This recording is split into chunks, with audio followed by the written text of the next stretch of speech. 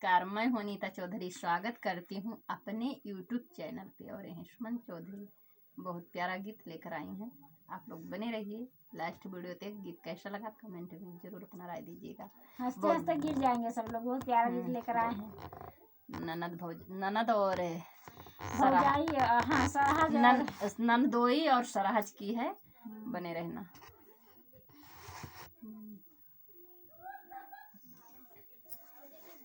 कोरा में बोलाव ननदोइया हो, ननदोइया हो, हे ननद जी के भैया।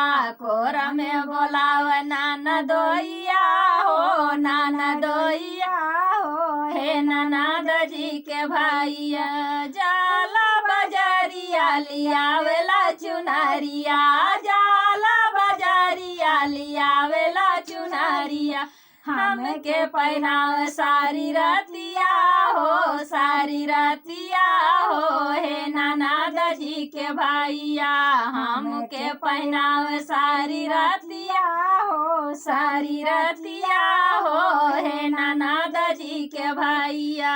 कोरा में बोलाव ननदोइया हो, ननदोइया हो, हे ननद जी के भैया। कोरा में बोलाव ननदोइया हो, ननदोइया हो, हे ननद जी के भैया। जाई बजरिया लियावेला कंगनवा, जाई बजरिया लियावेला कंगनवा।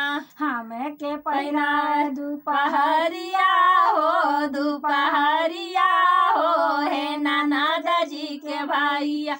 हमके पहनाव दोपहरिया हो, दोपहरिया हो, हे ननद जी के भैया।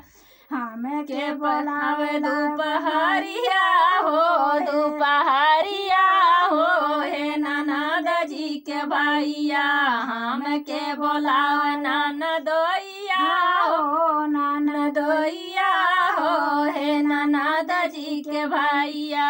हमके बोलाव ननदरिया हो, अटरिया हो, हे ननद जी के भैया।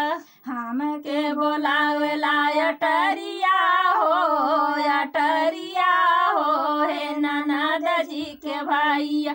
जाई बजरिया लियावेला जलेबिया, जाई बजरिया लियावेला जलेबिया। हमके खियावेला सेजरिया हो, सेजरिया हो, हे ननद जी के भैया। हमके खियावेला सेजरिया हो, सेजरिया हो, हे ननद जी के भैया। कोरा में बोलाव ननदोइया हो, ननदोइया हो, हे ननद जी के भैया। कोरा में बोलाव ननदोइया हो, ननदोइया हो, हे ननद जी के भैया। जाई बजरिया लियावेला पायलिया, जाई बजरिया लियावेला पायलिया।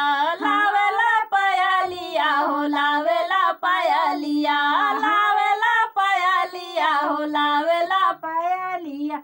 हमके पहनाव सारी रतिया हो, सारी रतिया हो, हे ननद जी के भैया।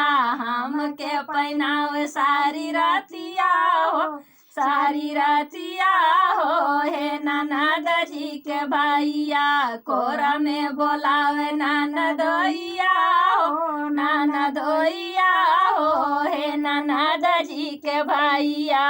कोरा में बोलाव ननदोइया हो, ननदोइया हो, हे ननद जी के भैया।